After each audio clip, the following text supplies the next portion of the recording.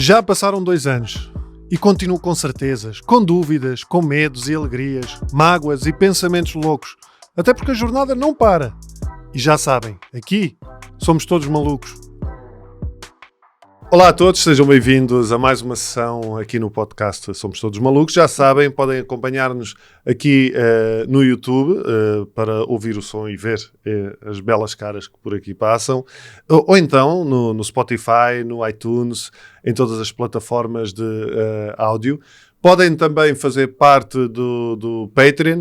No Patreon, o que é que vos permite? Permite-vos receber, eu não diria todas as semanas, mas sim de 15 em 15 dias, todos os meses certamente um conjunto de ofertas, desde livros dos autores que passam por aqui, outras bilhetes para espetáculos, etc. Portanto, podem fazer perguntas para os convidados. Há aqui uma data de benesses que vocês podem ter acesso ao participarem também no Patreon. Deixem o like, ativem as notificações, essas coisas todas que permitem também que o podcast chegue a mais gente. E também, já sabem, podem dar a sugestão aqui nos comentários de pessoas que gostariam de ver passar por aqui.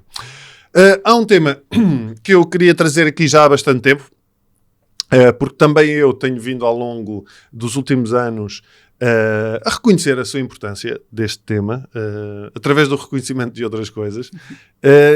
E eu coloco uma pergunta. Digam-me uma coisa. Quantos de vocês que estão desse lado pensam de forma consciente nos vossos antepassados? Vou dar aqui 2 segundos. Quantos é que vocês fazem isso? Digo-me, mais do que isso, não nas saudades das pessoas que partiram, mas naqueles que começaram também a construir a vossa história. A Sara Larcher, porque é francês, que ela acabou de dizer que é francês, é licenciada em Psicologia, mas há muitos anos que vem a desenvolver o seu caminho, ancorado na importância dos nossos antepassados, e até lançou recentemente o livro Eu Sou Porque Eles Foram. Um exemplar deste vai ter convosco se forem patronos. Este livro que fala exatamente sobre, como diz aqui, um olhar transgeracional sobre a herança invisível dos nossos antepassados. Sara, muito obrigado por teres vindo aqui ao Somos Todos Malucos.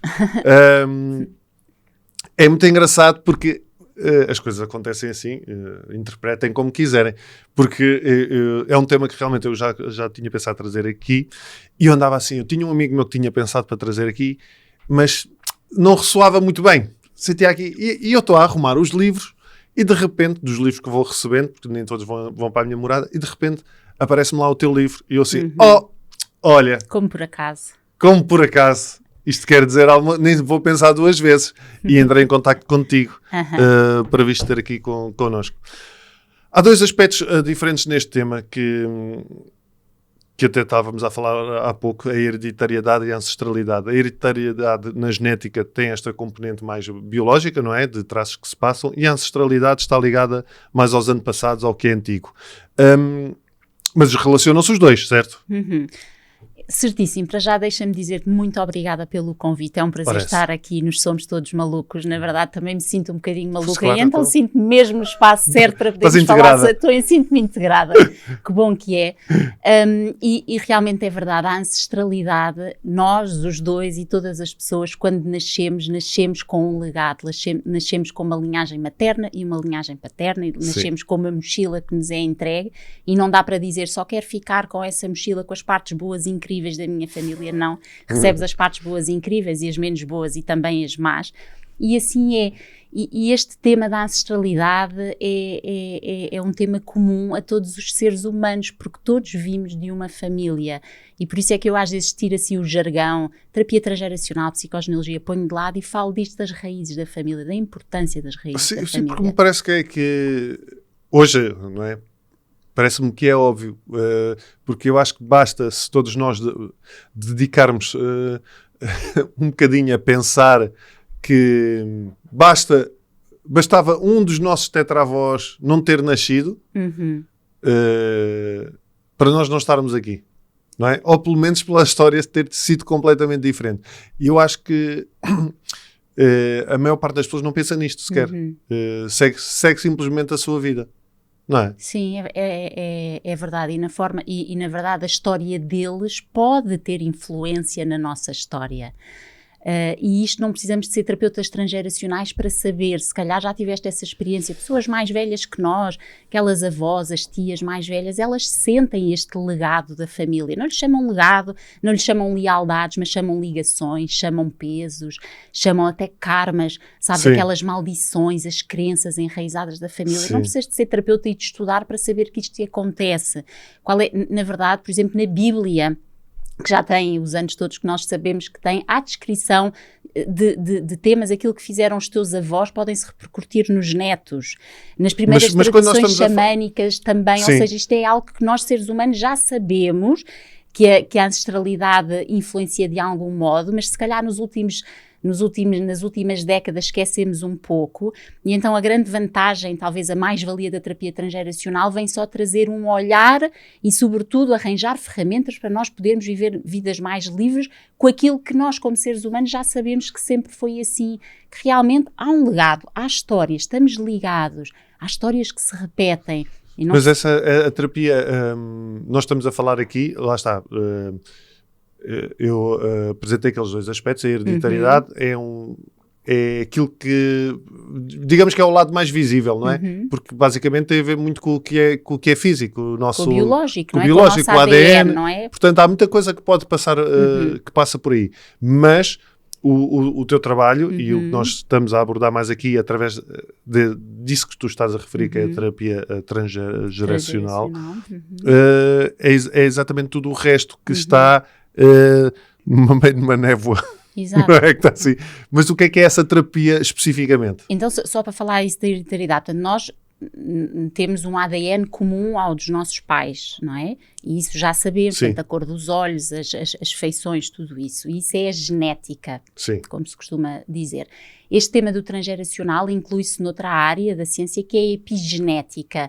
Ou seja, enquanto a genética nós não podemos mudar, tens o teu código de ADN e não o podes mudar, na epigenética já podes mudar. Então o que é isso? Imagina, são sensações, são emoções, são as histórias que vão passando de geração em geração. Mas vão passando porque são contadas? Podem ser contadas, muitas das histórias são conscientes, Sim. E isso é maravilhoso, mas não é precisamente aí que a terapia transgeracional olha. Onde olha mais são aquelas histórias que não são contadas, que são silenciadas, as grandes dores, os lutos não elaborados, as violências, os traumas, e que se começou a reparar com esta ideia de karma familiar, que mesmo não contadas passam para as gerações subsequentes. Isso é um trabalho que a epigenética tem vindo a fazer, os cientistas e a investigação, já há vários estudos científicos sobre isso, mas no fundo é como se, imagina, como é que eles têm investigado? Tens que investigar várias gerações e não podes incutir trauma. Antigamente podias, há várias décadas atrás, mas hoje em dia não podes incutir trauma às pessoas para depois estudar as gerações. Exato. Já se fez, a investigação já fez isso. Já fez, mas na realidade já temos tantos traumas, para que é que vamos a meter mais? Não vale a pena. E então, onde é que a investigação tem olhado? Para os grandes traumas da humanidade, designadamente o Holocausto. O Holocausto tem sido muito estudado nas 3 gerações, quando ainda cá estão, não é? Imagina avós que tenham vivido o Holocausto, e os seus descendentes, portanto, os seus filhos e os seus netos. E a investigação está muito ao nível dos netos, que não viveram aquela realidade, que em regra aquela realidade foi silenciada na família, porque nós fazemos muito isto, não é? As famílias, há muita dor, então nunca mais se fala. Portanto, aqueles netos, muitos deles a investigação é muito feita nos Estados Unidos, aqueles netos nasceram nos Estados Unidos, têm as vivências de outras crianças similares, mas têm determinados parâmetros que não são comparáveis com as outras crianças. Por exemplo, têm taxas de pressão superiores, têm níveis de cortisol diferente. O cortisol é muito importante para o corpo poder reagir a situações de stress. Por exemplo, nessa investigação há vários netos. Provavelmente têm, se calhar, taxas de níveis de ansiedade maior. Com certeza. E então o que a investigação diz é como é que é possível que estas crianças sejam comparáveis com outras, não é? Mas que na verdade, por causa da sua história de família, que foi silenciada, que não é falada, sentem coisas diferentes, veem a vida de forma diferente, têm níveis de ansiedade diferentes. E então é isto, estás a ver? Portanto, no fundo, isso eu estava a dizer dos sonhos. Até está descrito casos de netos que sem os avós nunca lhes terem contado nada sobre o tema, que têm sonhos vividos, portanto muito reais, sobre situações concretas vividas pelos avós. Não é o que viram nos filmes, é situações que os avós viveram, por exemplo, nos campos de concentração. E portanto imagina como é que é possível, sem nunca ter sido falado, que aquela informação passe para as duas gerações a seguir, não é? Sim. Salta uma geração e vai para os netos. É como se aquela dor que ficou ali cristalizada nos avós, e obviamente conseguimos com muita facilidade empatizar na dor enorme que ficou ali cristalizada, passa para os netos, mesmo que tenham vivido outra realidade completamente diferente e vivam em países... Sim, e é engraçado porque eu tento sempre... Eu procuro sempre fazer uma ligação muito racional entre a ciência e a espiritualidade e técnicas mais holísticas, mas eu continuo a olhar muito para este tema de um ponto de vista muito simples e racional, porque realmente se as coisas não são faladas, mesmo de forma inconsciente, acho que nem é preciso ir muito para falar tanto de uma questão energética que existe, pronto, mas que se as questões não são faladas, aqueles netos continuam a saber que os seus avós passaram por aquelas situações, não é? De alguma forma inconsciente, se calhar há uma fantasia que se perpetua, não é? Não sei se me estou a fazer entender. Muito bem, e no fundo fantasia-se essa perspectiva. Fantasias porque é assim, no sentido, desculpa interromper-te. Essa fantasia, desculpa interromper-te, porque na realidade, se calhar de forma inconsciente, eles pensam o que é que os meus avós terão vivido, o que é que se passou, como é que a dor que eles devem ter sentido. Não é? Fica tudo no ar, ficam todas no ar. Sem dúvida, fica no ar e fica registado, não no tal código genético, mas como dizem os investigadores com quem eu trabalho, para me explicar de forma mais simplista, para eu entender porque não sou investigadora, é como se aquela emoção, aquela dor ficasse marcada no nosso código genético. Portanto, não é uma alteração genética, mas fica lá um marcador somático lá em cima. Algo extraordinário que a investigação também tem vindo a mostrar, e eu acho que é bom trazermos para cima da mesa, é que, embora a genética não se possa alterar, a epigenética pode, ou seja, com trabalho de consciência, e não é só o trabalho de consciência transgeracional, é o despertar da vida, da consciência, o que é que estamos aqui a fazer, o que é que sentimos, que dores são estas que carregamos. Portanto, um trabalho de consciência podemos limpar aquela dor que transportamos dos nossos, e isso é incrível e é uma oportunidade.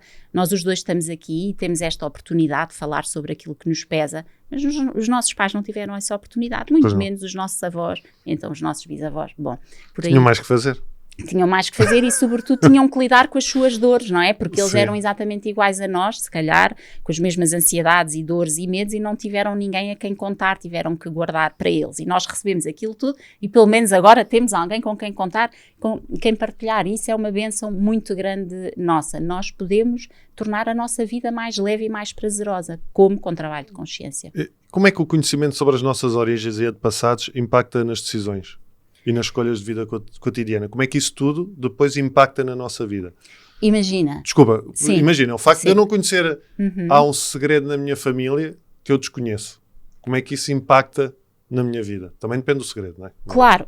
Há segredos e segredos, todas as famílias têm o direito à sua intimidade e há coisas que devem ficar segredos, a família considerar, mas há aqueles segredos, imagina, uma violação, um incesto, uma traição que tenha muita dor associada, muita emoção associada, em regra torna-se segredo e depois pesa na vida dos seus descendentes. Como é que pode pesar? Porque nós estamos cá para viver as nossas vidas de forma livre. A questão é que não somos assim tão livres como achamos que somos, porque recebemos este legado. E então como é que isso impacta? Se eu não souber nada sobre a história dos meus, se eu não fizer ideia, imagina que estou ligada à minha avó, que teve um triste destino e que eu estou também a ter um triste destino, então vai impactar na minha vida porque eu vou fazer igual a ela, sem ter consciência. É que é incrível, nós não fazemos a mais pequena ideia. Tu tens isso na tua história, porque eu sei que tu começaste a trabalhar nesta área exatamente porque tu descobriste muitas coisas sobre ti. Muitas coisas. Eu costumo dizer que talvez seja por isso que eu estou aqui. É quase como se todos os fenómenos transgeracionais que são estudados e que eu falo no livro se encaixam aqui numa lupa. Fizeste um check. Vou fazendo um check, isto verifica-se. E como é que eu chego à terapia transgeracional? Não é eu não foi assim, eu vou estudar isto e depois vou ver na minha família. também é bom. Comigo foi o contrário. As coisas foram-me acontecendo, quer dizer, eram coisas absolutamente inacreditáveis. Dizer, uau, mas o que é que me está a acontecer? Isto não pode ser. Onde é que... Sei, o que é que eu não estou a ver? Posso contar uma ou outra. E depois fui à procura de respostas e foi assim que eu encontrei a terapia transgeneracional. Sabes, foi pela vivência e depois é que fui chegar à teoria e comecei a sentir-me aliviada, a dizer, espera, isto já foi falado, já foi descrito, há quem já tenha estudado isso, há muitas outras pessoas que passaram por aquilo que eu passei. Tenho vários exemplos. A primeira, talvez tenha sido a primeira vez que eu, bem miúda, ainda nem 30 anos tinha, me apercebi disto e não sabia o que é que havia de fazer. Fui mãe novinha e lembro-me da primeira vez, a minha filha Maria mais velha devia ter aí 4 ou 5 anos e eu vi nos olhos dela e tinha uma vida boa, pelo menos aos meus olhos, quer dizer, não havia assim nada de particular a assinalar na vida dela, na minha havia, e então eu um dia olho para ela e vejo uma tristeza no olhar dela, e, sabes, e foi... na altura não fiz nada, não sabia o que é que havia de fazer com aquilo, mas eu olhei para a tristeza dela, lembro-me onde é que estávamos as duas e de repente revi na dela a minha tristeza e muito rapidamente vi a tristeza da minha mãe. Mãe essa que eu perdi quando era muito jovem. Sabes, e foi assim o primeiro vislumbre que eu tive. E essa tristeza nem sequer era consciente também na tua filha? Não, a minha filha, na minha filha não era consciente e em mim também não era consciente, porque eu também não sabia que tinha aquela tristeza, sabes? Até ter visto, porque às vezes é muito mais simples vermos nos outros do que vermos em nós. Sim. E então um filho, nós sabemos, sim, temos filhas, não é? As filhas são os filhos são sempre grandes mestres por isto, não é? Porque nós estamos muito atentos, queremos ser o melhores possíveis, e então se calhar eu vi nela uma coisa que eu teimava em não ver em mim, mas na altura não sabia o que fazer. Até que depois foram acontecendo sucessivas eventos pela vida, sei lá, doenças, é uma chatice, eu preferia que não fosse assim, mas muitas vezes na minha vida e na vida das outras pessoas parece que a dor, não é? A dor, a doença, o desespero, ali a proximidade com a morte, tens dois caminhos, não é? Ou decides não fazer nada e pronto, e deixas-te ir e continuas a viver uma vida amargurada, ou então dizes, não, espera aí, o que é que eu posso fazer com isso? Eu fui abençoada porque escolhi esse segundo caminho, não sei porquê, acho que deve ter sido não sei porquê, acho que aquilo fui muito encaminhada, sabes, eu era tão miúda, como é que eu escolho o segundo caminho? Pois, não sei, se calhar porque era suposto. Ainda bem, se calhar porque era suposto e ainda sei, bem que assim é. Não é? É engraçado, há um tema que eu abordo muito aqui, já falei várias vezes porque para mim é muito, está muito presente e faz muito sentido. Eu lido desde pequeno com questões da perturbação obsessiva-compulsiva e ansiedade. E os meus medos sempre foram muito relacionados com a morte. Sempre tive muitos medos relacionados com morrer, sobretudo morrer doenças. Eu vi no outro dia o teu post sobre isso. Pronto, fiquei a pensar. Pronto. Mas a minha história é muito curiosa. Eu tive um irmão que morreu antes de eu nascer. O meu irmão morreu com 14 anos e era deficiente profundo. Morreu em 79. Eu nasci em 80. Nasci em 80. A minha mãe, depois, um luto muito mal feito, uma depressão, teve uma depressão pós-parto, isto provavelmente antes do parto. Eu nasci e não só já vinha neste processo todo, como os meus pais cometeram aquele erro crasso que, pronto, mas lá está, cada um está a fazer o melhor que sabe, não é? Que foi, deram-me o nome do meu irmão. Portanto, estás a ver a carga toda que está aqui. E eu olho para trás e penso, claro, então como é que eu não hei de ter medo de uma data de coisas? Para mim faz todo o sentido. Agora, isto ajuda-me, claro que não me resolve as questões, mas ajuda-me a ter esta consciência, ajuda-me, e depois ajuda-me também na terapia a perceber também uma data de coisas. Mas isto foi um caminho, e lá está, eu via fotos do meu irmão em casa e ninguém falava sobre aquilo. Eu tinha fotos, quem é este tipo? É o Toninho. Quem era o Toninho? Era o teu irmão. E pronto. Porque as famílias têm todas, a tua, a minha, das pessoas que nos estão a ouvir, têm essa grande característica. Quando dói muito, põem debaixo do tapete, silenciam, deixam de falar. Na história da minha família foi exatamente igual, e isso obviamente na tua história, eu também tenho um irmão, olha, temos uma história parecida, eu também tenho um irmão que morreu, foi um nado ou morto, ou seja, no parto morreu. Sim. 6 meses depois os meus pais engravidam de mim e, portanto, a minha mãe e o meu pai, eventualmente tal como os teus pais, não fizeram o luto, porque naquela altura, sabes, os tempos eram diferentes, por isso é que eu estava a dizer, nós somos abençoados, nós podemos falar das nossas dores, eles não puderam falar, e durante 30 anos esta história não me foi contada, eu durante 30 anos não soube que 6 meses antes da minha mãe engravidar de mim, que tinha havido um bebê chamado Pedro. E quando é que eu soube? Aos 30 anos, quando o meu pai teve assim uma doença fulminante, ele está vivo ainda bem, se fosse dessa, mas estava muito mal no hospital e disse-me, vai procurar, vai ver onde é que o teu irmão foi enterrado. Foi assim, eu disse, que irmão? Já viste um segredo de família? E queres saber uma coisa? As nossas vidas são novelas, às vezes nós vemos as novelas e pensamos, que exagero, que parvoíce. E depois vamos ver... Sim, novelas. Mas queres saber uma coisa tão interessante? Eu, em miúda, lembro-me perfeitamente, eu brincava, eu não tinha um amigo imaginário, não tinha nada a ver com isso, mas eu brincava, supostamente era filha única, e brincava com o meu irmão mais velho, que eu no meu coração dizia que tinha mais 1 a 2 anos que eu, portanto era ali pouco mais velho que eu, que se chamava Pedro e que brincava comigo. E eu lembro-me que no liceu, às minhas amigas, quando era pequenina, eu dizia que tinha um irmão mais velho. E o meu pai lembra-se disso. E depois... Será que...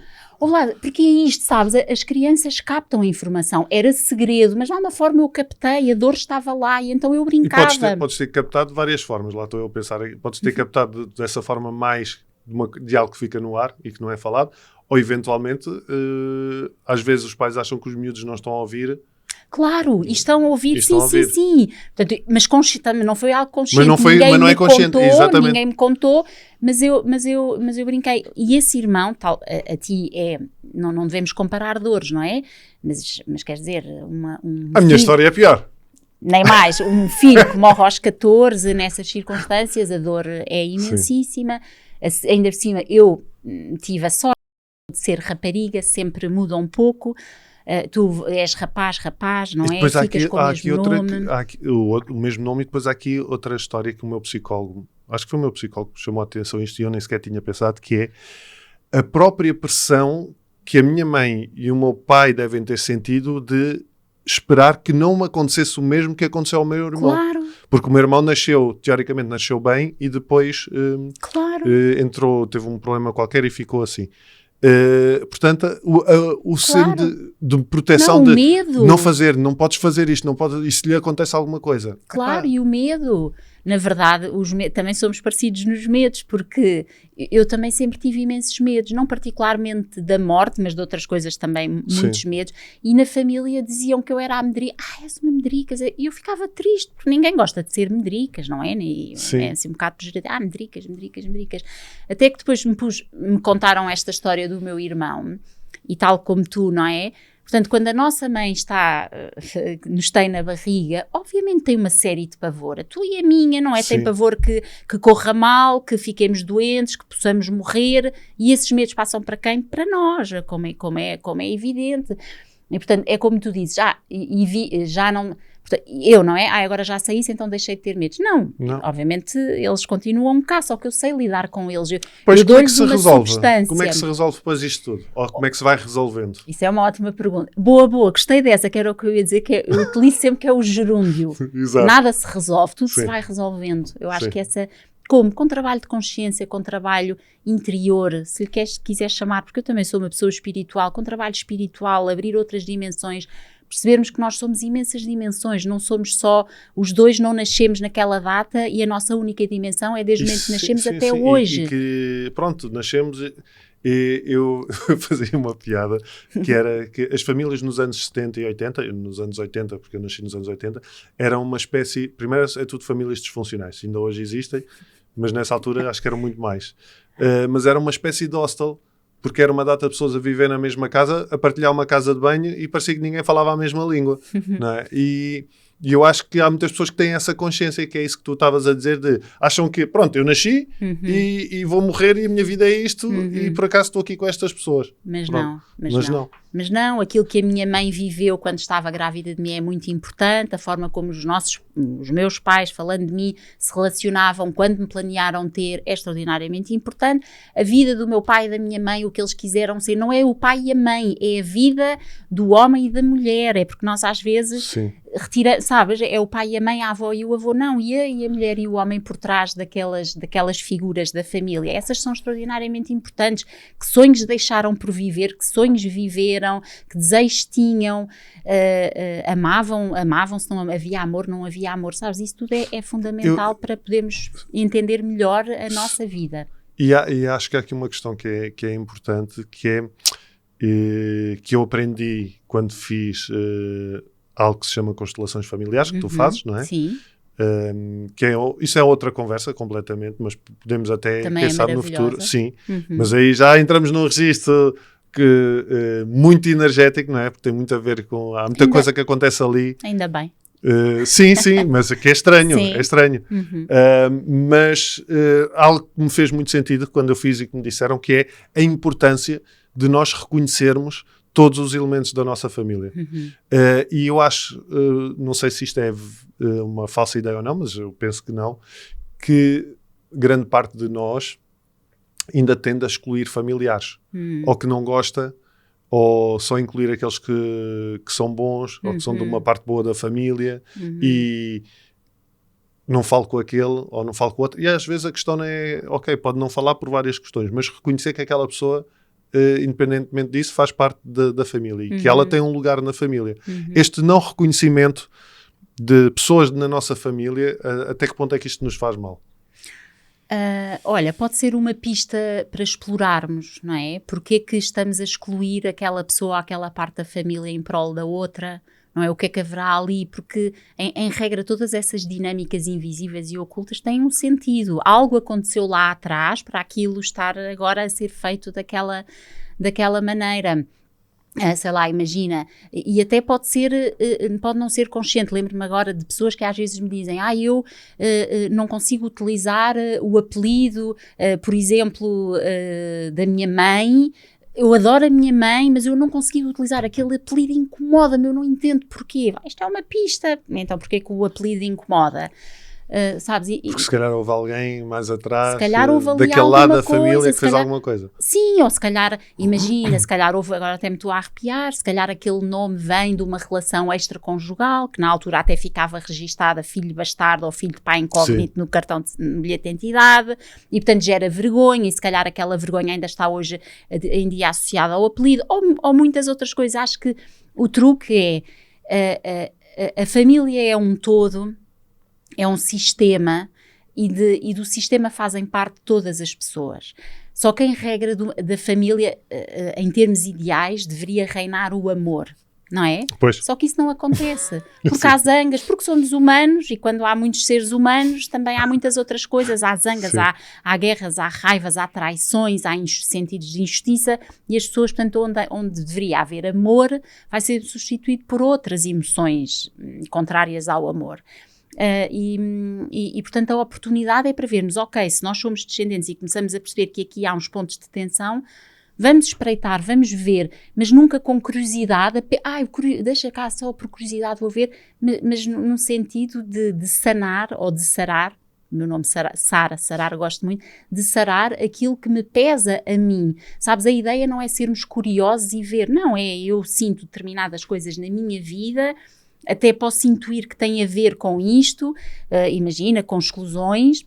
Imagina, eu sinto-me excluída, sinto que não pertenço à família, e de repente percebo que há outras pessoas que também estão excluídas e também devem com certeza sentir que não pertencem. Então vamos explorar, pode ser aí que aí por trás eu encontre algo para dar novo significado à minha sensação de exclusão. Sim, não perde nada. Pertença. Sim, não dói, é indolor, podemos ir fazendo a investigação por nós, é bom sermos guiados, porque às vezes há pontos cegos, às vezes há temas delicados que são conhecidos e que precisamos de alguém para elaborar e para ventilar, precisamos de alguém para falar sobre aquilo, mas grande parte do caminho pode ser feito cada um por si, e é muito enriquecedor, tanto para nós, eu tenho visto isso no meu caso e nas pessoas que acompanho, Para os mais velhos, eu tenho tido uma proximidade tão grande das tias mais velhas e do meu pai, porque eles adoram falar. Exato, porque eu acho que depois também chega uma altura que os próprios familiares que nunca falaram sobre esses temas sentem esse alívio. Sim, não é?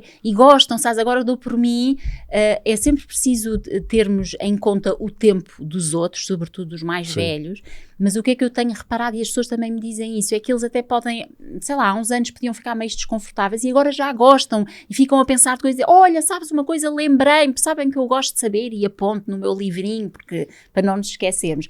E então, é bom para nós, é bom para os mais velhos e é extraordinário para os nossos filhos, para quem não tenha filhos, para os sobrinhos, para a geração seguinte. Imagina, eu tenho 2 filhas, a Maria e a Francisca, todo o trabalho que eu estou a fazer de reconhecimento, de saber mais sobre a história. Estás a facilitar-lhes a vida.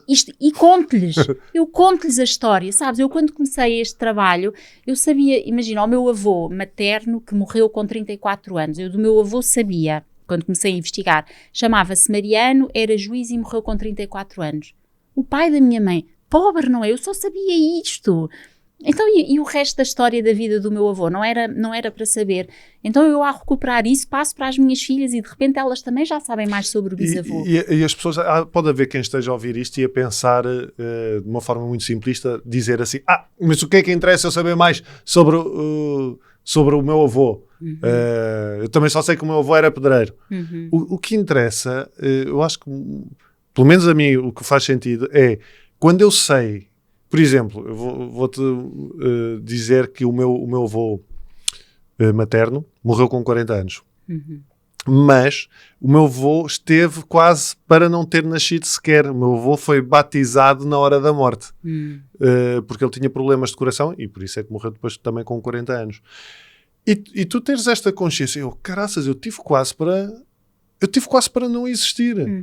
Ou simplesmente tu saberes que tiveste alguém na tua família que morreu tão novo e que teve o trabalho que teve, tu reconheces o esforço que esta pessoa fez e que é graças a esse esforço que se calhar ela também não tinha consciência que tu estás aqui, é do caraças, não é? Sim, exatamente, é do caraças. E também para não dizer outra coisa que ficar... e também a dor, não é? A dor da tua mãe, perdeu um pai jovem, perder um pai jovem. E a minha avó. E a avó. Minha avó que acho que era mais nova, que teve que educar os 2 filhos sozinha. Não é? Nos anos 40. E é curioso, agora não é propriamente da terapia transgeracional, mas é da Sara, e então se é da Sara eu vou pôr em cima da mesa. Tu tens 3 filhas. Sim. Meninas. Tenho. Porque... Eu estou a pagar pelos meus pecados. Não, quem sabe se ter um rapaz era muito perigoso, não é? Percebes? Não sei. Porque partiu o teu irmão mais velho, sim. O teu avô também quando era pequenino tem ali uma situação interessante e de repente tu tens 3 filhas, como quem diz, bom, inconsciente, não é? Bom, mas por outro lado, 3 meninas. Mas há um aspecto muito curioso. Eu sempre tive muitas mulheres na minha vida. Lá está, eu fui educado muito pela minha avó, pela minha mãe. O meu pai era um homem ausente. Tenho uma irmã com o qual tenho alguma ligação. Portanto, eu também tenho muitas mulheres à minha volta. Umas com um papel bom, outras com um papel menos bom. Mas sempre rodeado de muitas mulheres. Também é muito curioso. E eu acho engraçado nós podermos pensar nestas coisas. Houve uma vez... com um convidado que já esteve aqui que faz meditações guiadas, que é o Alberto Azevedo, que também há de cá voltar um dia, e ele faz pacotes de meditações e há uma semana, um mês que ele faz um pacote de meditações sobre a ancestralidade. E eu numa das meditações dei por mim a chorar baba e ranho. Era durante uma semana e eu durante essa semana praticamente todos os dias chorava baba e ranho. E era uma meditação muito simples onde nos pedia apenas exatamente para tomarmos consciência de todos aqueles que vieram antes de nós e imaginarmos eles nos nossos ombros para trás. E é incrível nós podermos fazer isto e tomar essa consciência. Até me arrepia quando disseste isso, sim, não estamos sós. Sim, e eu imaginar os meus pais atrás de mim e os meus avós e os meus bisavós e perceber que um dia vou ser eu a estar atrás de alguém. Nem mais, é porque nós somos uma continuação, não é? Sim. Hás de ser avô e bisavô. Mesmo que não esteja cá, hei de ser hei de ser, não é? Isto e ter esta consciência é muito importante. E isso é extraordinário, isso, é um caminho de despertar, é levar luz. Exato, foi a palavra que tu escolheste. A palavra é levar luz à sombra, há partes nossas que são sombrias, há umas que devem estar sempre na sombra, acho eu, acho que não é para iluminar tudo, há partes que são para ser sombrias, mas há outras que são sombrias e que podemos levar luz. O que é a luz? Consciência, despertar, um entendimento. Agora até no outro dia fiquei a pensar nesse post que fizeste sobre o medo da morte. O medo da morte é um medo eventualmente comum à humanidade, mesmo quem diga que... Varia no grau de intensidade e no... Sim, e se calhar varia porque há pessoas que preferem nem sequer pensar que isso um dia lhes vai acontecer, mas quando lhes bate à porta alguma coisa ficam em pânico, não é? E portanto se calhar dizem, não tenho medo da morte porque não pensam nisso. Mas, por exemplo, numa perspectiva transgeracional, pode-se explorar, por exemplo... se estarás ligado na tua árvore a alguém que teve uma morte traumática, e depois tínhamos que ver que medo da morte é esse, não é? Porque há medos diferentes, se é medo da doença, se é medo do sofrimento. Faz todo o sentido também. Mas sim, há aí uma data de coisas que se pode analisar. Exato, de onde é que vem essa dor? Porque nós não sentimos coisas só porque sim, não é? Sentimos porque provavelmente temos memórias delas, e podem ser memórias da nossa vida, não é? Mas também podem ser memórias lá para trás. E há aqui uma coisa, de um ponto de vista muito prático, que é, eu odiava quando a minha mãe me dizia assim, és tal e qual o teu pai.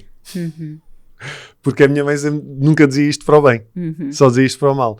Hoje, quando a minha mulher também me diz que às vezes que eu sou tal e qual o meu pai, eu já não o vejo da mesma maneira. E rimo. Porque acho que aceitei, não é que é uma coisa que eu não possa mudar, certos aspectos, mas não vejo isso como mal. E eu acho que há muita gente, se calhar, que provavelmente ainda tenta apagar-se também certos traços da sua família que se calhar seriam para ser, eu não estou a dizer, deviam ser respeitados só, ou não? Sim. Porque acho que consegues fazer isso hoje em dia porque estás no teu caminho interior, não é? Porque o caminho interior engloba muitos aspectos. Estás para dentro, estás-te a conhecer ou a reconhecer se algum dia te tiveres conhecido. Mas eu acho que, desculpa, eu estava-me a lembrar aqui de uma coisa, é porque eu acho que aceitei ou vejo isto de outra maneira no momento em que eu também aceitei que o meu pai fez uma data de coisas, porque é aquela premissa que eu acho que é muito importante, que é cada um de nós está a fazer o melhor que sabe. Não é? Isso não... nós podermos entender isto na nossa vida permite-nos de alguma maneira aceitar que certas coisas tenham sido como foram. Mas só consegues chegar a essa conclusão, ou só consegues dizer isto porque tiveste a olhar para ti. E eu fico feliz por estar aqui à frente de um homem que fala das suas vulnerabilidades, a sério, sincera, fico mesmo, é mesmo de coração, porque acho que todos nós precisamos, ou pelo menos aquelas pessoas que se sentem confortáveis para contar aos outros, que sim, que também têm sensações e medos e pânicos e histórias. Há histórias e histórias, há umas mais leves, umas mais pesadas, portanto consegues retirar essa conclusão e pacificar essa sensação ou essa emoção relativamente ao teu pai, porque foste olhar para isso, não é? Foste olhar para a tua história, foste se calhar saber mais sobre a história dele e sobre ti próprio. Também não podemos só saber sobre a história dos nossos e desconsiderar o nosso sentir, não é? É importante também não desconsiderarmos. Imagina um caso de alguém que tem um pai muito violento. Ok, pode ser que tenha o seu timing para fazer esse trabalho que tu conseguiste fazer com o teu, pode ser que nunca consiga fazer em vida. É questão de perdoar, é perdoar, mas mais que perdoar aceitar. Claro que eu preferi que o meu pai tivesse sido de outra maneira em muitas coisas. Mas o que é que eu vou fazer? Foi a maneira como ele lidou com isso, não é? Como é que, há aqui um tema muito prático também, que é aquilo que se perpetua nas famílias. O que é importante ficar e o que é importante quebrar. Isto é muito vasto. Isso é, E eu acho que costuma-se dizer que cada pessoa da família, vê lá a tua complexidade disto, tem a sua psicogenealogia. Portanto, a genealogia, nós estivemos a falar disso, é a história, os factos da nossa família, não é? Quando é que nasceram, os nomes, as profissões que tiveram, é a genealogia.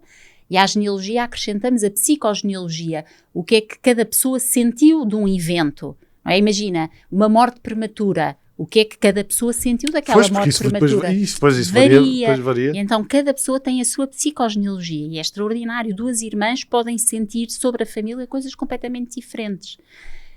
E por isso muda muito em função da pessoa que está a trabalhar. Eu acho que, para quem nos está a ouvir e quer saber o que é que há de fazer, eu acho que a abordagem, em vez de ser fazermos a genealogia e saber tudo sobre a história dos nossos e o que é que sentiram, não, é irmos por temas concretos nossos. Imagina, a Sara tem muito medo da doença, que é verdade. A Sara tem muito medo da doença. Então, isto pode ser um bom tema para eu começar a explorar na minha árvore, na minha árvore genealógica, numa perspectiva psicológica, porque é que eu terei tanto medo da doença? Posso olhar para a minha história aos meus 48 anos e vou lá, obviamente, encontrar informação, mas será que não há mais para trás? Depois vem outro tema. A Sara está desconfortável com... Ou fui advogada durante 20 anos, não é? Durante 20 anos fui advogada, detestava ser advogada. Cumpri muito bem a minha função, mas eu detestava aquilo, era um esforço.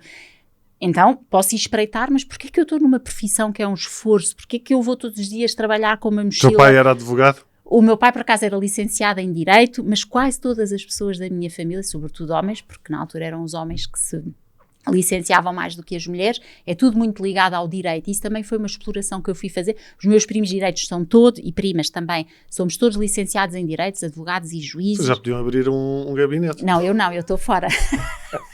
Só se eu tiver a prestar apoio terapêutico aos clientes que lá vão. Agora a advocacia não. E então claramente para mim, estás a ver, a profissão, o que é que um advogado, um juiz quer? Defender a justiça, e temas de injustiça para mim, ainda hoje em dia eu fico completamente... Fervilhas. Não, fervilho com temas de injustiça, não aguento. E então esta foi a minha missão de reparação. Quanto mais eu exercer a minha função de advogada no sistema, mais reparo, inconscientemente, sem saber, a sensação percebida de injustiça. E muitas vezes, e sem a resolver. Claro que não, porque ainda assim estou a reparar uma injustiça que não foi minha. Há muitas, se eu for perguntar às pessoas mais velhas que eu na família, todas se sentem injustiçadas de alguma forma. É como se a injustiça fosse um sentimento muito presente na minha família. E eu traio agora um homem para mim, o meu marido Tomás, também traz nele essa sensação de injustiça. É mesmo também giro. É advogado? Não, mas vê com a Catarina porque é mesmo giro. Porque para cima, sim, há o eco transgeracional, mas nós escolhemos companheiros ou companheiras que espelham coisas nossas. A Catarina tem muito o síndrome do impostor, que é algo que eu também tenho muito, por exemplo, mas não sei até que ponto... Temos muita sensação de que estamos a cumprir... que não somos capazes. Que não somos capazes. E às vezes ela partilha muitos medos que eu identifico em mim. Assim, é curioso. Então, olha, até me estou aqui a arrepiar. Então espreitem, porque isso pode vir de trás, é uma pista forte que venha de trás. E as tuas filhas estão a estudar o quê? Olha, as minhas filhas, não, ainda estão a estudar. A Maria, a mais velha, também já fez esta certificação transgeracional como eu e tem vindo a trabalhar. Está há uns meses de acabar o seu mestrado em Psicologia. Estás a ver aqui as ligações, às vezes nós falamos disso as duas, claro, não é? Também falamos disso as duas. Ela pergunta, será que eu estou a repetir, será que eu estou a fazer este percurso por lealdade a ti, mãe, ou será que, só filha, às vezes também não sabemos e também há que continuar despertas, mas vamos continuando, não é? Pelo menos vamos conversando, que já não é mau. A mais novinha, a Francisca, estuda arquitetura, está em Paris, vê lá Larcher, o primeiro Larcher que veio para Portugal foi a pedido do Marquês de Pombal em 1700 e tal, 760 e tal, e era arquiteto? Não era arquiteto, mas veio de lá, veio de Paris, e então vê lá a minha filha Francisca, agora vai parar a Paris. E queres saber outra coisa engraçada? Nós estudámos todas no Liceu Francês, mas eu desde miúda que tenho tinha, agora já não, tinha assim um desejo secreto, e não sei porque é que era secreto, essa é que é, estás a ver, isto são as pistas, porque é que havia de ser secreto? Eu podia dizer às pessoas. Sim, então tinha mas se calhar não te fazia sentido, era uma coisa que não fazia sentido. Tinha que ser um segredo, não sei porquê, essa ainda não sei porquê, ainda não descobri. Então qual era o desejo secreto? Era de viver para Paris, e nunca partilhei com ninguém, e agora a minha filha, que ainda assim é a minha cara chapada, é parecidíssima comigo, faz este movimento e vai estudar para Paris. E quando ela decidiu estar para Paris, eu contei-lhe, olha, eu tenho uma coisa para contar, é que eu secretamente sempre sonhei o que tu vais agora fazer. Também é bom, não é? Então, será que vais cumprir a tua vida ou a minha vida? Olá, e foi à vida dela e vamos vendo. Eu acho que muitas vezes nós estamos a cumprir, exatamente por ter essa ligação, estamos a resolver historiazinhas uns dos outros. Sem dúvida. Não é? É cumprir pedaços uns dos outros. Sem dúvida. E aí acho que o nosso ponto de atenção, meu como mãe, delas e nosso, é ver até que ponto estou a viver a minha vida ou a dos outros. Porque estarmos a viver a vida dos isso outros acontece, é que é pena. Achas que isso será o principal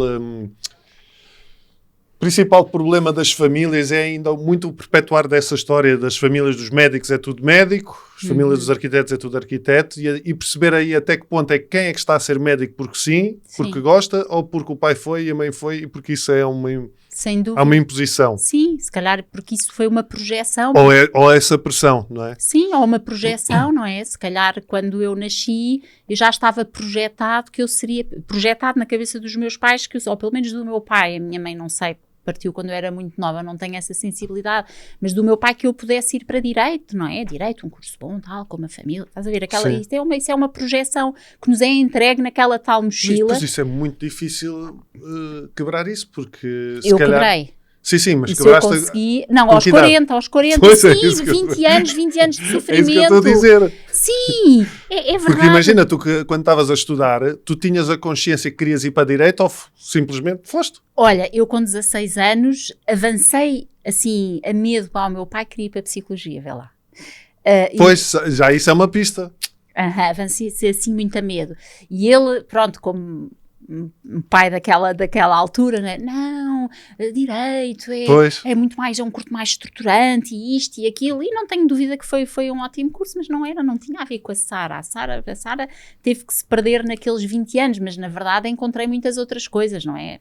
Como é evidente, não é? E se calhar encontrei-me primeiro, sabes, quando as pessoas estão muito perdidas na sua profissão, em regra, as pessoas pelo menos que vão ter comigo, mas acho que às vezes temos que ter alguma metodologia quando vamos olhar para dentro e nosso mergulho interior, e não podemos querer mudar tudo e mais alguma coisa, tudo a correr, não abres a caixa de Pandora e resolves todos os temas da tua vida. Aqueles tipo life coach, tipo abandona tudo agora que te vai aparecer tudo a seguir. Porque depois é capaz de dar barraca, não é? Exato. E então esses 20 anos de direito, em que muita coisa aconteceu, muita coisa dolorosa também aconteceu na minha vida, permitiu-me ir cuidar de mim. Sabes? Por exemplo, o que é cuidar de ti? Aos 10 anos perdi a minha mãe e até aos 30, portanto durante 20 anos, aos 30 fui fazer terapia, eu nunca, em 20 anos não consegui verbalizar a palavra mãe. Mãe, eu não me saía. Já viste o que é a dor encapsulada dentro do meu coração? E provavelmente não tinhas consciência disso. Não, claro que não. Achava que tinha uma vida ótima. Lembro-me a primeira vez que fui à minha querida psicóloga, com quem fiquei uns anos, ainda bem, e sentei-me e disse-lhe uma coisa que é um clássico, as pessoas também me dizem... Não sei o que é que estou aqui a fazer. Eu não sei, eu tenho uma vida ótima, as minhas filhas são ótimas, eu sei coisas, eu tenho amigas, eu vivo num país ótimo, cheio de sol, eu tenho um emprego que gosto. Eu nem sabia que não gostava, sabes? É que nós desligamos o nosso coração, desligamos as nossas emoções para sobreviver, mas não vivemos, sobrevivemos, isso é uma pena. E lembras-te quando disseste a primeira vez a palavra mãe? Eu lembro. Não me lembro a primeira vez, mas lembro quando eu tive 6 anos a fazer terapia 2 vezes por semana. Isso foi mesmo intensivo. Foi mesmo intensivo. Numa altura em que eu tinha-me divorciado. A psicóloga comprou uma casa só à tua pala. Olha, sabes uma coisa? Foi o melhor investimento que eu fiz em mim própria, sim. Foi a melhor prenda que eu dei às minhas filhas. Porque terem uma mãe... Elas, na verdade, conheceram uma mãe muito triste, sim, porque eu fui mãe delas muito triste e muito deprimida sem o saber, e depois viram que a mãe arregaçou as mangas, eu fui cuidar dela e que a mãe foi ficando muito melhor. E isto é a melhor prenda. Mas eu talvez os primeiros 3 anos, acho que 2 anos e meio, da minha terapia 2 vezes por semana, aquela hora, era uma hora certinha, aquelas 2 horas por semana, eu chorava a hora inteira. Já viste a dor? A dor. E tal como eu, tanta gente faz igual, sabes? Desligamos, e às vezes é bom, portanto, eu ter desligado as minhas emoções aos 10 anos foi bom, porque aos 10 anos tu tens filhas, não é? Sim. 10 anos é muito pequenina, ficar sem a mãe. Há coisas que têm que ser feitas? há coisas que têm que ser feitas e ter desligado, ok, agora passar 20 anos desligada de mim própria é que não está ok, depois gera um vazio, gera um buraco, gera uma série de coisas dentro de nós, uma insatisfação que tu nem sabes de onde é que vem, como eu dizia à minha psicóloga, a minha vida é ótima, mas eu sinto-me um lixo, e sinto-me no fundo de um poço, mas a minha vida é muito boa. E pronto, e então fui dizendo a palavra mãe. Hoje até tenho uma fotografia que a minha cunhada me ofereceu, da minha mãe, ofereceu-me há 2 anos no meu corredor. Eu tinha há poucas fotografias da minha mãe, mas a minha cunhada conseguiu arranjar uma fotografia da minha mãe a sorrir, que é raro, nem me lembro de ter visto a minha mãe a sorrir. E está no meu corredor, onde eu passo várias vezes por dia, e várias vezes por dia sorrimos uma à outra. E era isso que tu dizias há pouco sobre o teu pai. Ela já partiu, eu tenho uma pena imensa. Se ela tivesse ficado cá, a minha vida teria sido completamente diferente, mas pelo menos hoje em dia consegui pacificar dentro de mim a dor e integrar a minha mãe no meu dia-a-dia, não é? Poder falar dela às minhas filhas, coisa que eu não fazia quando não conseguia. É engraçado, porque eu acho que esse reconhecimento, nós reconhecermos as pessoas boas, as pessoas más na nossa... E o bom e mau também é muito relativo. Pois é. Porque é o bom e mau segundo a nossa perspectiva, a nossa moral e a nossa história. Mesmo. Porque lá está, se nós partirmos dessa premissa de cada um está a fazer o melhor que sabe, a cada momento, muita coisa ganha outra dimensão, não é? Mas a minha avó, por exemplo, eu fui educado pela minha avó e eu tenho uma ideia completamente diferente da minha avó que a minha irmã. Eu tenho a ideia de uma avó castradora, porque a minha avó, nos últimos anos, ela morreu com 99, mas pá, os últimos 10, sei lá mais, já estava num processo, provavelmente Alzheimer, muito acentuado. Mas a minha avó teve uma vida lixada e era muito castradora e controladora, manipuladora, e é esta a imagem que eu tenho da minha avó. Mas nos últimos anos essa perspectiva também mudou, lá está, partindo do pressuposto de a minha avó ficou viúva aos 40 anos, com 2 filhos, no Alentejo, nos anos 40, meu. Coitada, ela estava a fazer o melhor que sabia. E eu hoje penso na minha avó, há muita coisa má que ela me fez, mas eu rimo. Rimo, não é rimo, sorrio, tipo. Sim. E penso nela, tipo, caraças, a velha era tramada. Mas lá está. E a perspectiva da minha irmã é uma avó carinhosa. É muito engraçado. Era o que eu te dizia, cada um de nós tem a sua psicogenealogia. Estás a ver? 2 irmãos podem sentir a história de forma diferente. E por isso é que é importante sabermos mais sobre a história dos nossos. Eu tenho também essa sensação com a minha avó materna, a mãe da minha mãe. Também sempre a achei muito rude e ríspida. E quando comecei a estudar a psicogenealogia ou transgeracional, fui estudar, saber por detrás da avó quem era a mulher. E tal como tu, percebi que ela enviuvou aos 30, ficou com 3 filhas, uma mulher que não trabalhava, ficou com 3 filhas pequenas, viviam em Luanda. Depois, quando começou a instabilidade lá, teve que vir para cá, nunca tinham estado cá, não tinha dinheiro, não tinha homem, porque na altura uma mulher sem homem era uma... Os retornados muito mal recebidos em Portugal. Muito mal recebidos, portanto, depois perde uma filha.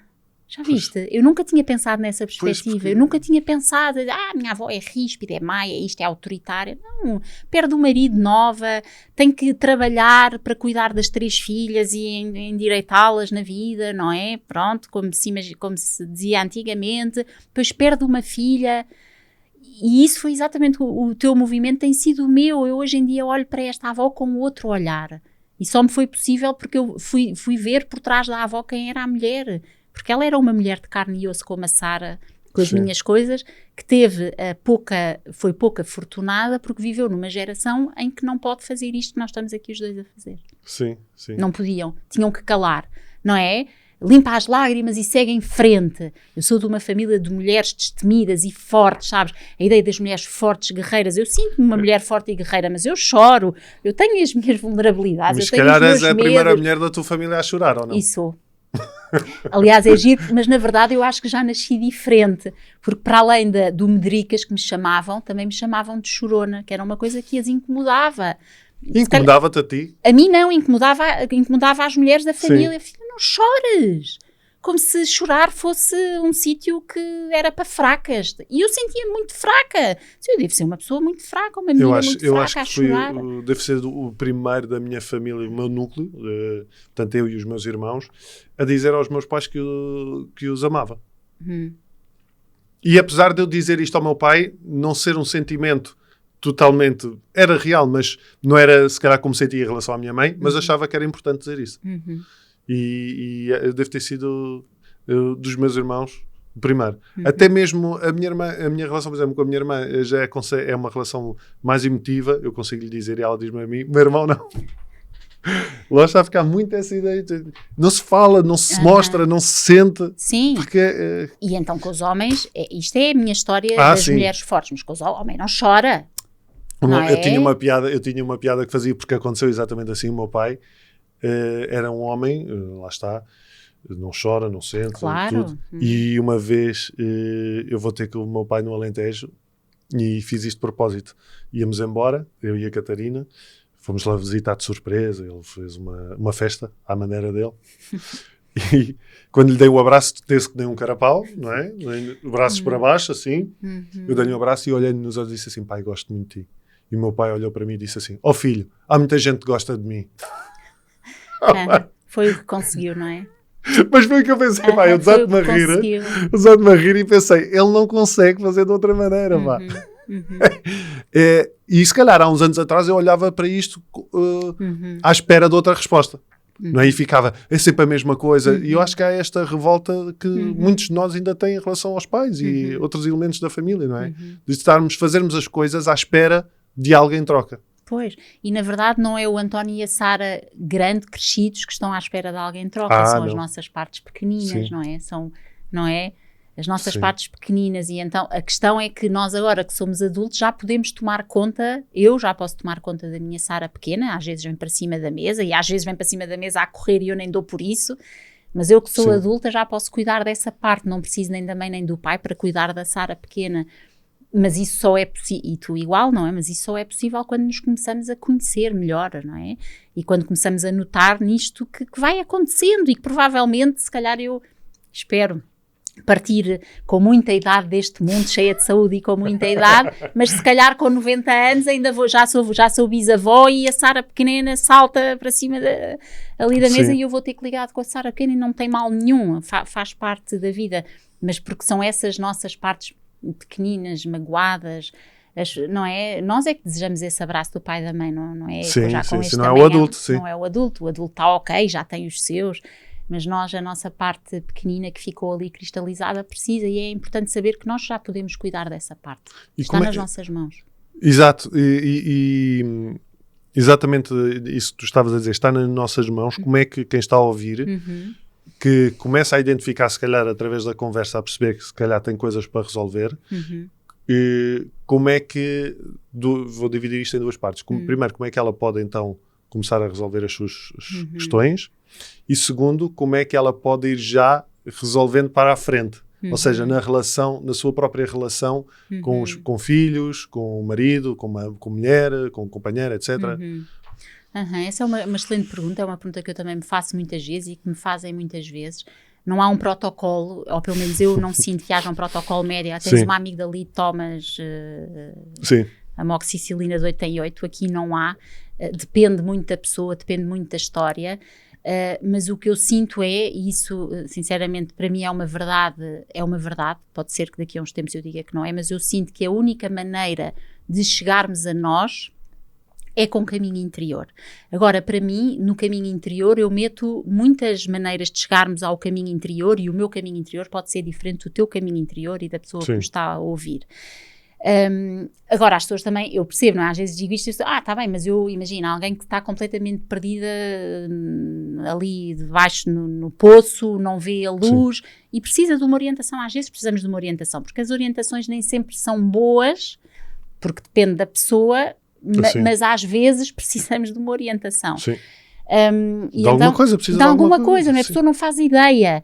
A minha primeira, talvez o meu primeiro conselho é fazer este caminho, quem está lá no fundo do poço e que não sabe o que fazer, acompanhado. Por isso é que existem pessoas que estudam, que trabalham, que estudam e que se investigam e que também cuidam de si próprias e que estão disponíveis para guiar os outros. Acho que quando estamos de facto perdidos e desorientados, não dá para fazer o caminho individual. Eu vou pôr uma meditação e acalmar muito a minha ansiedade. A pessoa está perdida, está com ataque de ansiedade. Quer dizer, não há meditação só. O caminho acompanhado é um caminho muito bom, pode ser acompanhado com um terapeuta individualmente, há caminhos de grupo muito bons, hoje em dia já há grupos muito interessantes, e depois, quando começamos a sentir que essa estrutura que já está mais forte, então podemos ir convocando o nosso coração e a nossa intuição, que às vezes está assim um bocado esquecida, não é? Para não pôr só no outro a responsabilidade de nos curar a nós, mas também de arregaçarmos as mangas e dizer, ok, eu agora já me sinto um bocado melhor e vou ver qual é o caminho interior que eu prefiro para mim. Eu faço isso comigo, não é? Eu comecei a fazer terapia aos 30, fiz 6 anos, mas depois parei, mas nestes últimos anos tenho feito muita coisa no meu caminho interior e provavelmente vou fazer para sempre. Não é? E faço retiros e faço meditação e vou para aqui e faço outras terapias e faço terapias de grupo, guio e participo, porque quem guia tem também sempre que cuidar do seu interior. E portanto o recado é possível, e isto para mim, eu por isso fico feliz de estar aqui, fico feliz que tu também possas trazer isso pela voz de um homem. É possível vivermos uma vida melhor. Não é a vida perfeita, ok, mas também é imperfeitamente perfeita, não é? Às vezes queremos o excelente, mas já o bom também é maravilhoso. É possível vivermos vidas mais prazerosas, mais leves, mais íntimas, mais conectadas com a vida e com os nossos. O caminho interior para mim é o caminho, procurar ajuda, a ajuda há de haver sempre, eu própria, não é? Sou terapeuta há tantos anos, o meu caminho, eu também procuro quem me guia a mim, porque é importante. Sim, tens de continuar o teu caminho, não é? Claro, porque se eu também paro o meu caminho, depois também quem chega ao pé de mim, aquilo também não faz assim muito eco. E eu também procuro pessoas para me guiarem. E portanto é um caminho que se faz, é um caminho excelente, é uma excelente prenda para nós, é um investimento, sim, eu sei, e é uma excelente prenda para quem vier a seguir a nós. E há uma coisa que eu também acho que procuro fazer, mas isso lá está, também já resulta da própria psicoterapia, que eu já faço há muitos anos, e das outras descobertas, que é tentar, aquilo que eu sei que me incomodou hoje, que me incomodou na minha história, tentar não perpetuar isso. Exato. Portanto, a comunicação é uma coisa extremamente importante na minha família. Eu e a Catarina, quando nos chateamos, as miúdas sabem que nos chateamos, mas, ou seja, não escondemos isso, não é? Que a gente também tenha discussões muito intensas, mas quando temos, e se as miúdas percebem que não estamos bem, e se eu reparo que uma está a olhar para mim com aquele ar de o que é que se passa, eu vou e falo com ela e explico. Tal quando tenho uma crise de ansiedade, não vou ao fundo da questão, mas digo, olha, o pai hoje está com umas ideias, sabes, aquelas ideias parvas que de vez em quando surgem, está com essas ideias, portanto estou um bocado mais nervoso, portanto, mas faz parte, estou a tentar resolver as minhas coisas. Ou seja, falamos muito. E depois lá está, tentar não perpetuar os meus próprios gostos nelas. Isso é muito giro. Agora estou a ver, porque o que é que tu fazes da vida? Agora estás desse lado a comunicar, estás a comunicar, não é? Sim. Em casa é muito importante a comunicação com os teus filhos e com a Catarina. E aqui estás a comunicar ideias, estás a comunicar sentido, comunicação, sim. comunicação. Sim. E isso muitas vezes, aquilo que nós fazemos, como falámos há pouco, eu com a advocacia, tem a ver com reparação de traumas da nossa família. Ou seja, tudo aquilo que não foi comunicado para trás, eu agora vou comunicar. E para mim é muito importante comunicar, porque já houve essa falha sim. para trás e é extraordinário. Portanto, E é poder aproveitar aquilo que nos aconteceu e que pode ter sido mau, mas lá está, não é aquela frase feita muito comum, mas que para mim faz muito sentido, que é que não interessa tanto o que nos acontece, mas o que fazemos com aquilo que nos acontece. Nem mais, é uma frase feita, mas é muito sábia. Sim. Não é? Sim. Porque a história para trás está escrita para todas as pessoas, não podemos fazer nada, mas a partir de agora podemos fazer à nossa maneira. Isso é extraordinário. Isso é um tesouro, um poder que temos nas mãos. Já viste? É um poder enorme que nós podemos fazer diferente. Olha, Sara, este livro é sobre o quê então? Porque eles foram... São estudos, são casos, o quê? Olha, eu escrevi este livro com toda a informação que tinha de conhecimento, com tudo aquilo que passei e com vários casos que fui acompanhando. Porquê? Porque tive mesmo esta necessidade de pôr por escrito tantas descobertas que fui fazendo e que foram tão vitais para mim e que não estavam acessíveis, sabes? Quase que eu tive que penar para chegar a elas, a essas informações, e então decidi, assim, de uma forma metodológica, porque também tenho a metodologia dentro de mim, da minha vida de advogada, de colocar todas as informações que eu sinto que as pessoas precisam para fazer o caminho. Aquelas questões que provavelmente do outro lado estão a pensar, então, mas eu não sei nada sobre a minha família, mas vou explorar a história da minha família, e que direito é que eu tenho de saber um segredo se é segredo, e como é que eu agora sei, eu tomei consciência, e como é que eu me liberto? Aquelas perguntas que todos fazemos estão aqui. Portanto, tem uma parte de teoria, porque a teoria é importante. Sim, é um enquadramento. É o enquadramento, é o TPC, como eu costumo dizer, teoria. A prática tem exercícios, tem mantras, tem vivências para as próprias pessoas irem fazendo. Até tem aqui um QR Code com a minha voz, já viste? E que tem mantras e meditações e propostas de reflexão. Então, TPC, teoria, a prática e o C. O TPC era quando nós éramos miúdos e que eu adaptei, e o C, a consistência, sabes, tudo isto, e eu acho que isto é muito importante, porque vivemos numa era ultra rápida em que tem que ser tudo de um dia para o outro, não é? Eu estou-me a sentir muito mal, mas vou a 3 sessões, vou a 3 sessões com a minha terapeuta e quero estar bem. Era bom que assim fosse, eu também gostava, mas não é assim, ainda não foi inventado um comprimido milagroso, temos que dar tempo ao tempo, e então a consistência também está aqui, não é? Que é estarmos consistentemente a cuidarmos de nós, não é? Cuidas das suas filhas, cuidas da Catarina, cuidas de quem te ouve, então cuida de ti também, e eu faço a mesma coisa. E cuidar consistentemente, não dizer, agora cuido de mim 2 meses e depois o resto do ano não olho para mim, não sinto nada, desligo as minhas emoções. Vai dar também barraca. E então este livro, olha, foi uma missão. Às vezes dizem, isto é o teu filho, a par com a querida Maria e com a querida Francisca, e às vezes há autores que dizem que sim, que sentem isso, mas eu na verdade não sinto isso, é assim uma sensação estranha, sabes? Eu senti uma urgência em pôr por escrito, a partir do momento que entreguei à Pergaminho, à Bertrand, está feito, e é como se tiver, sabes, a coisa foi, está, e agora está no mundo. Eu fico muito feliz, eu fico muito feliz, porque como te digo, e eu conto aqui, muito do meu caminho de vida chegou pela dor, doenças das minhas filhas, doenças minhas, situações delicadas, e eu senti-me muito perdida no caminho de saber para onde é que eu vou, não é? Ok, eu até quero ficar melhor, mas vou por onde?